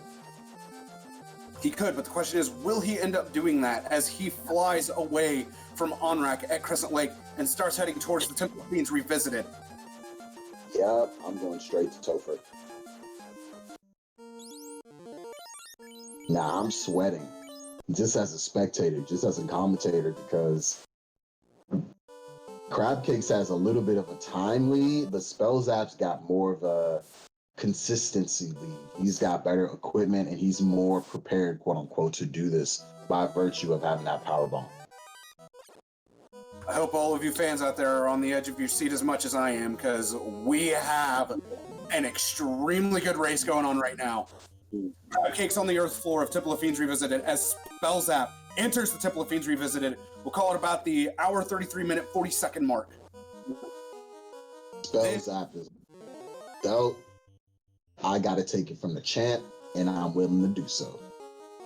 This is the last hurrah for both of these runners. They are both in the Temple of Fiends Revisited. They are looking to claim the championship. In Crabcakes' case, reclaim her champion title.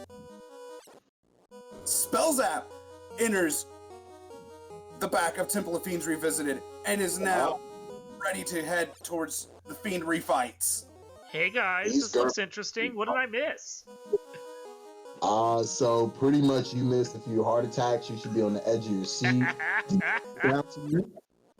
To break it down to be very simple, they're both in Topher right now. The Spellzapp has the power bomb, where CC does not have the power bomb. And they do have a Masa, so basically it's going to be white samurai strats. CC will likely be employing temper, where Spellzapp will be able to power bomb. That's looking like the difference. And he's only a floor behind with what, a level advantage as well? Yes, Spellzapp currently does have level advantage, which means he also has a resource advantage over Crabcakes. And the question is, will that level advantage and resource advantage actually seal the deal for Spellzapp and allow him to surpass Crabcakes and become the new champion of the Final Fantasy Randomizer Spring Tournament? One bad Fiends all's gonna take. Looks like we're at carry now.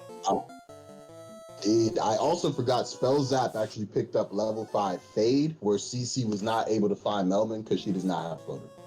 So, Carrie has Zap, but fortunately, Crabcakes has 3 ribbons, so she doesn't have to worry about that. Nukes are coming out, dealing about 150 damage per. More nuke comes out, 196, as Spellzapp quakes down Lich 2! Wow. Oh, as Carry 2 also goes down as well, so I'm sitting here with my heart beating. I know their palms are sweating, perspiring at the moment. If you all know Mega Man 2, you know of the old high metal bimetal. Well, that was high Lich by Lich. Very good analogy. Spellzapp already at carry 2. He is making up time on Crabcakes right now. That's part of the benefit of the level advantage right there. 3 hits, 219. Also that crap. Comes out for 240. Zap's coming out. That's going to take out the Black Mage. That's okay, though. Didn't tell anyone who can cast Life 2. Crabcakes onto Kraken 2 as Spellzapp takes down carry 2. He's going to be on the water floor as Crabcakes is going to nuke Kraken 2. She's trying to do everything she can to win this right now. Invis 2 comes out, raising evasion on all of the Light Warriors. More nukes are coming out. Ruse is coming out onto that White Mage. Nuke for 238 from Rudy. Nuke for 394 from me. Blizzard comes out from Kraken 2. That's a great thing to see. That is a free round for Crabcakes. Inferno comes out, not dealing much damage. Another free round. 121 from Mage. Nuke for 272 from Rudy. Terminated. Oh boy, but also Spellzapp going in the Kraken as well. And going for, I thought he was going for Brattrans.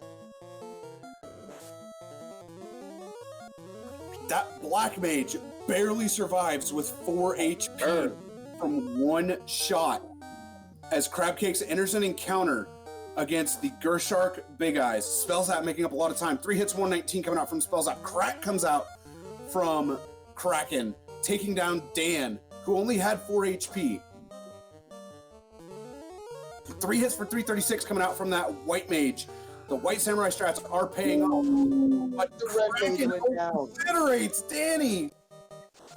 Oh boy. 3 hits for 545 terminates Kraken 2. We have a race right here, ladies and gentlemen. Oh my goodness. Okay, so we're in Invis 2 on CC's side. Another round of Invis 2. So we're trying to get that invade stack up. Another white shirt, so 3 rounds of Invis 2. I'm gonna go off with max evade to get another event stab off, and up white shirt. Yep, get that max evade, cure 4 off. Missed. In Viz 2, we are max evaded from my understanding. So now we can temper up. Time to really start doing some work. We 3 are hits, 50. Like we got some absorb. 138 in. We are tied at the next to last Fiend. I don't think you could have looked for a better battle right here. Oh, nuke's coming out from Tiamat 2. And if Spellzapp gets nuked, he's gonna wipe if he does not cure 4 up. He fortunately resisted most of the nukes. Or most of the damage from the nuke. Stun comes out, that's gonna miss. Crabcakes is looking to finish out this fight. She is doing everything she can. Stop comes out, it's going to miss. And stop comes out on Tiamat, or stop comes out on Spellzapp from Tia 2, and it hits the Black Mage. But 3 hits for 428 from the White Mage. CC's White Mage, 3 hits, 593. This is intense right now. Nuke comes out, 198. As Spellzapp goes into another round, swing from the Mosmian, 3 hits, 680. Nuke from Crabcakes, 103, terminated! Oh. And Alright. Spellzapp, we're gonna heal on it. Hey, those right cure now. 4s. Cure Force, Tiamat misses. He goes for a swing, 3 hits, 286. Tia's still standing. Come on, Spellzapp. Come on, Spellzapp. You can do it, bro. 3 hits, 204, terminated! Ow! Okay. Okay. And he makes it through without getting another encounter where Crabcakes is stuck against some Iron Golem. This could be the difference right here. Oh my god! Is this the difference? Spellzapp going in with 2 chaos. Light Warriors. He's going to White Shirt. He is going to Defense Sword. He's going to get all of the evasion stacks up. Lit 3 comes out from Chaos, dealing Lit 3 shit comes out. right now. Defense. And Crabcakes is in this unrunnable, just feeling it. These iron goals will not go down. Spellzapp has max evasion right now on the White Mage, and now he is going to just use the Defense Sword, wait for a Cure 4 to go off. As Chaos uses Cure 4 himself. Cure 4. But that was good to see very early in the spell list. So And Temper starts going out. We have the White Mage Samurai strat going on. Chaos is evasive right now. We got Lock 2 though. Lock 2 is going to come out, lowering Chaos's evasion by 40. 3 hits for 298. That. Okay, so the red mage has just been back road. Ink coming out for return. Cure 4. Okay, we're up. The Lock 2 comes out. And Crabcakes evasion should be done. Crabcakes on Chaos as well. Gonna go ahead and get evasion stacks. Spellzapp swinging. 2 hits, 182. Invis 2 we comes haven't seen out. anything scary so far. We have seen the Cure 4, but otherwise we haven't seen too scary. 165. 2 hits. Okay, another Cure. Cure 4 coming out, getting taken back up to full health. Zoe swings, 3 hits, 326, but a nuclear comes out from Chaos. Okay, we're good. We're good. Oh, Zoe. Lock 2 coming out from CC's Mage. Invis out. And Spellzapp at White Mage Samurai mode right now. 2 hits, 87 damage. 87. This is it right now. Blaze comes out from Chaos, not dealing much damage. 3 hits for 169. You don't want to see Cure 4. Okay, 3 hits, 179. Missed. And a bit of evasive right now. pain. Blaze comes out from Chaos. 2 hits, 106. Chaos has got to go down soon. I didn't see the damage from those 2 hits. I didn't see it either. Ink. 3 hits. Chaos gotta be on the ropes right now. 1 hit for 151. Slow 2 hit. Slow 2 did hit. He's still crit. 42 damage coming out. 42. Doing chip damage right now. 137 with another crit. As CC is starting her assault on Chaos. Missed. And Spellzapp misses again. Temper's going out. Ink comes up. Ink. Spellzapp keeps getting free turns right now. 16 damage from that White Mage. Another nuclear comes out. Still alive. 44 damage coming out. He has no more Getting cure. scary. He's going to have to attack. He's got 56 HP right now. He is so 39. close. He's going to switch to Fade. 262 and terminated. Spellzapp is our new champion for the Final Fantasy Randomizer Spring Tournament 2020. Get your GGs out for Spellzapp.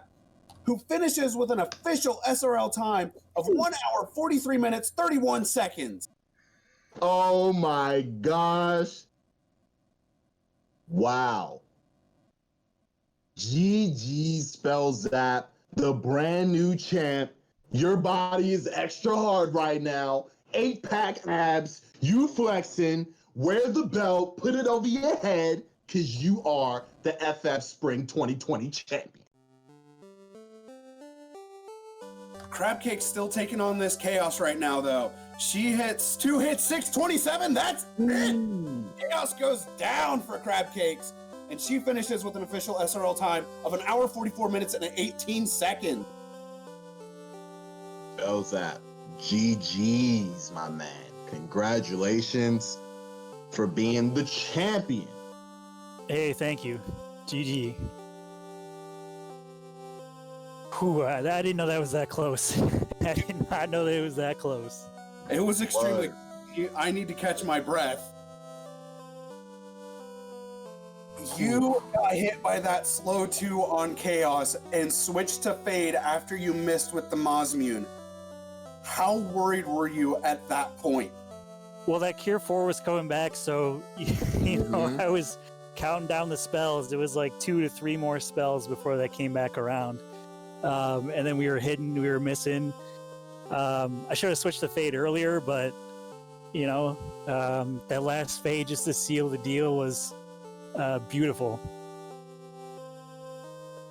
Write it any better myself. Now, I do want to apologize ahead of time if you rewatch this, but I also need to apologize to chat now. I'm sorry if I blew you guys' ears out. Me too. I screamed, I wheeled, but it didn't matter. Like, this was awesome to see. And by the way, GG's in chat out for Crabcakes as well. You did a wonderful job for you to actually come back and try to defend your championship and then go down to a round 3. Just shows you weren't playing no games. But man, Spellzapp, take us through that seed. Like, you actually went in Galaxy Brain. You got the incentivized Sky Chest, which was Floater, and you actually followed that chain. You ended up getting the Power Bomb. Crabcakes did none of that. Yeah, I mean, I never wiped the whole time. I mean, I had a couple of slowdowns, so I felt like I had the time to get some extra stuff. And I wanted either Tail or Tail for Fast or Power Bonk, and I got Power Bonk, so you know that was enough for me to go into Topher. Granted, I didn't actually put it on the White Mage, but you know, end of the day doesn't count scoreboard, you know. But gosh, it's, you know, I didn't wipe the whole time, but I did have to clear a lot of stuff. You know, I knew I was in go mode after I got the TNT, or rather, I got the turn in from the TNT to Ruby to what was a cube. And that's I just needed more, so I just kept searching. Now, I do have a question for you. While you were looking through those chests, were you looking for the Power Bonk, were you looking for the Tail, or potentially even both? I mean, both wouldn't be bad, of course, but either, really. It was just either. And that was my cue to go, because I had 2 items that I could turn in or potentially get after the floater. You know, I had bottle, slab, shop item. Got kind of unlucky to not get the tail, but you know, we made it work. So, would you like to know where that tail was? CC told me in SRL chat. It was in the Temple of Fiends locked, just right there, you know. Yeah. I think at that point, though, if I would have gotten it, like if I went to go grind or something, I would have grabbed it. I probably wouldn't have even bothered turning it in. That would have cost like a minute and a half. Yep. It would have. It's crazy. CC got into Topher before you. But what, like, this may be the difference, and I'll have to go back and look at the VOD, but she got stuck right after tier 2. She got stuck on an unrunnable Iron Goal Pack. It took like a minute and a half. Yeah, she was telling me that that's probably what did it, because it looked like I was watching it back just now, and it looked like that was a good. I mean, we were neck and neck at Tiamat, so I think if we go in on the same encounters table, I think she takes it for sure. I mean, she had about 25-second lead over you, but that iron gold just destroyed her, and she wasn't willing to, which I understand, part with powerful charges. So she tried to down, and it took a long time, unfortunately. But it doesn't take away from the fact that you still did it. Nobody else. That's right. But you, right? You the champ. God, it doesn't even feel real yet. I was about to ask, has the feeling sunk in? But you definitely answered that, my friend. A massive GG to you. Hey, thanks, Sonny. You know when it's going to feel real? I watched it back. I watched back the comms, and that was a fantastic job, you two. When we were that was 15 minutes delay or whatever. Also, shout outs to Dark Moon, because I had some technical difficulties for a while, and he stepped in when I was definitely out. So shout outs. You're welcome. Yes, massive shout outs to you, Dark Moon, for stepping in and helping out while Dutch was fixing the technical issues. Spellzapp, Also, you are the champion now, dude. What? You've got the Iron Gold Championship belt. You've got this championship. You've got the co-op championship right now. talk to the people. What's Flex your muscles and talk to the people right now. Is there anyone out there who can dethrone the Spellzapp? Oh!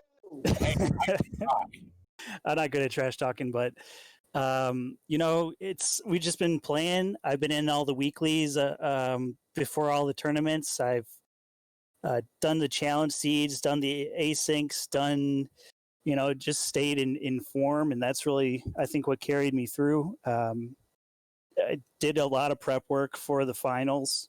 Pretty much done nothing but play Final Fantasy Randomizer for the past couple of days. So, it's just, what do you do now, right? exactly, my friend? But your practice has Honestly, to pay off thoroughly. You ascend. You know what I mean? It's like when people talk about Knee in Tekken 7. It's just like, oh my gosh, he's a god. You gotten to that level now. You're at Spellzapp's a god level. You're at CC's a god level. You're at that level now where the ducklings, they just look at you with the anime starry eyes like, is that Spellzapp? Oh my god.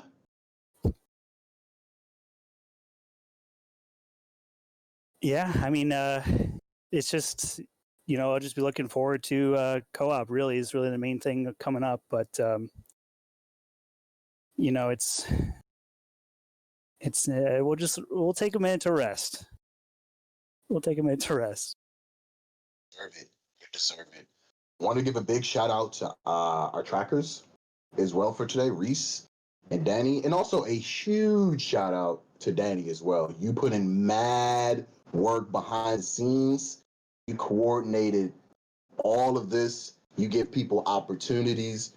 You got guides out to show people how to do not only restreaming and also tracking and also commentary. Just want to give a huge shout out from the bottom of my heart from the entire community, because Danny, you are truly one of the backbones. We couldn't do this without you.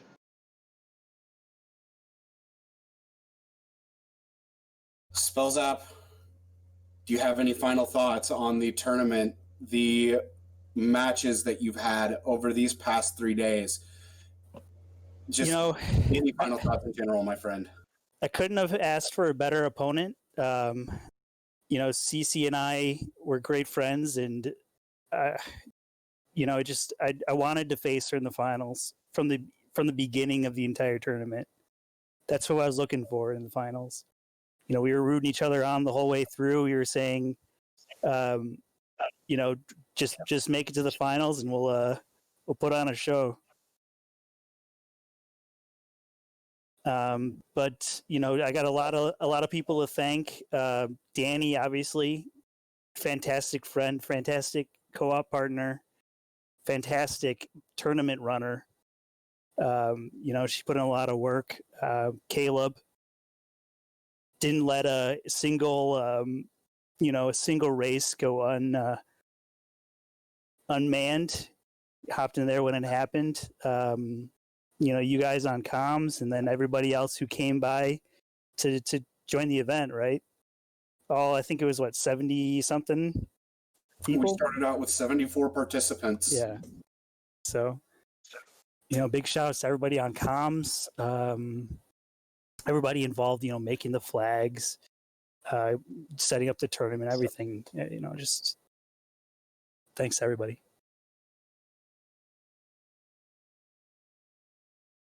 Awesome. Dutch, my friend, any final thoughts from you before we close out an amazing spring tournament? I'm just honored to be able to have co-commentated the final round of the Spring Tournament 2020 with you, Sonny. It's been super fun. Again, shout outs to Reese, Danny, and Dark Moon for doing the behind the scenes work. We would not be able to do this without y'all. And look out for me in the co-ops. I'm coming for y'all. I'm going to be running. I'm going to find someone to co-op with, and it's going to be extra dirty. So, besides that, also want to thank chat and everyone who put their eyes on any of these rounds in the competition. It's been awesome. Check us out, ffrandomizer.com. Join the Discord, and you'll be me next season commentating the finals of the 2021 Spring Tournament. Dark Moon, if you're still there, I know you helped out a bit with comms. Do you have any final thoughts before we close out this beautiful spring tournament? I mean, I am so stoked about how this all played out. You go into these things and you see during any of the matches, one person get a bit of a lead and it carries through. And unless the Topher gets bad, you can kind of predict the winner. And with this particular match, there was no predicting. There was no knowing. It looked like Spellzapp had a lead at one point. Crabcakes took over. Crabcakes was in it, and then Spellzapp came from behind. It was all the match we could have hoped for, and that's how you want to see these tournaments play out in the end. You want to see a close match. You want to see two foes just going back and forth for it. You want to see just the sense of community as, they share the tale afterwards and they thank everyone for doing everything that they could. This turned out to be one of the best tournaments that we've had in quite some time. I'm really proud of all the community for coming together for this, for doing what they did, for just banding together and putting together such a good show to showcase how Final Fantasy Randomizer can be. I just want to thank everyone in the community, thank our broadcast partners for hosting us, and just, take us out, guys. Well, I am going to give a huge shout out to Danny383 and Reese for doing our tracking, Dark Moon EX for doing our restreaming, Duchess Fukayo-sama for co-commentating with me. We did some practice last night, went extremely well. We knew we'd be ready for tonight to provide you all a great show. Huge shout outs to Spellzapp and Crabcakes for having an amazing series in the finals. 3 games in the finals. Very, very intense 3 games at that. A huge shout out to the community themselves. Everybody here has been helping out so much to make sure every single race of this year's spring tournament has been crewed and that we can bring them to you live here on our restream partners, RPG Limit Break, Randomania, and Speed Gaming. Huge shout outs to all 3 of those as well. I want to also thank all 74 of the participants for joining in the spring tournament. This was the biggest spring tournament we have had yet, and it will only continue to get larger from here. So thank you all for running in the tournament. Thank you all for joining us for the tournament, and definitely be sure to join the community. We have the Discord already linked in chat. FinalFantasyRandomizer.com if you want to craft your own flags, roll a seed, give this glorious game a shot. Be sure to check out the match on YouTube as well, because we will have it uploaded onto there. So you'll be able to watch back all of the spring tournament as we have it uploaded. And we have the bonus stream. Dark Moon, do we know what class we're running for the bonus stream? It does look at this point like we will be running 4 black mages, or in the case of Will Bloodworth, 1 black mage for our bonus stream. Do we know when that bonus stream will be? We still need to actually plot out and see when everyone's going to be available. Will Bloodworth is, of course, our mascot at this point for our bonus streams, as he has it only takes 1 philosophy. So now that we know who the winner is right now, we're going to check in with Spellzapp and Will Bloodworth, see when their schedules are going to work. And then from there, we will try and see who else wants to participate in our 4 Black Mage bonus seed from Hell, because I'm sure someone will craft some really awful seeds for it. And then we will go from there, hopefully within the next week or so. We don't want to take too long from now until then. And if you do want more Final Fantasy Randomizer action, here in about 2.5 weeks, we will have the Duckling Derby starting. And that's going to be very, very good to watch, because you'll get to see all sorts of new runners coming in and showing what they can do within the community. The Duckling Derby is super fun. And honestly, that is where champions are made, people. You're sitting there watching. In a year from now, we could be talking about you just bodying everyone in the community. Yes, and as Asher points out in chat, Spellzapp used to be a Duckling. I used to be a Duckling as well, and I made it into the top 8. So with Spellzapp being a Duckling, becoming the champion like this, it just tells you anything is possible as long as you put your mind to it and practice. And I will echo the statement in chat right now as a Duckling myself, or a former Duckling. Quack, quack, my friends. Quack, quack. On behalf of Dark Mooney X, Danny3883, Reese, our champion Spellzapp, our runner-up Crab Cakes, my co-commentator Duchess for Kaiosama, I'm Sonny Wrath 11. Remember to light the power of the orbs and keep those orbs lit. Always enjoy the Final Fantasy Randomizer and come join the community. We all love this game. We all are a massive community. Great games to both of the runners, and we will see you next time for the Duckling Derby. If not the bonus stream beforehand, we'll get that announcement out to you as soon as we can. Have a good night. Thank you all for watching.